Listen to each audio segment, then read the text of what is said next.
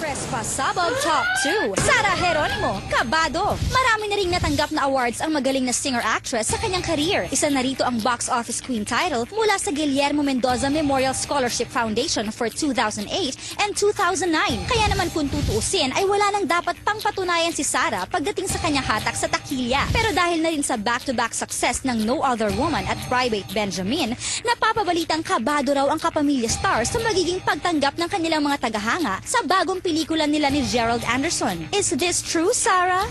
May pressure talaga, hindi talaga may iwasan po. Kasi meron din tayong mga kasabay na mga foreign movies, mga Hollywood movies na malalakas, yung Breaking Dawn at saka yung Happy Feet. Hindi na rin ako nakakatulog gabi-gabi, so hindi maganda ang epekto. So wag na lang magpadala sa pressure, kumbaga i-enjoy na lang ang mga shooting days at nandito naman tayo para hindi naman tayo magbibilang ng kung gaano kataas siya nag-gross kung gaano karami yung taong napasaya natin.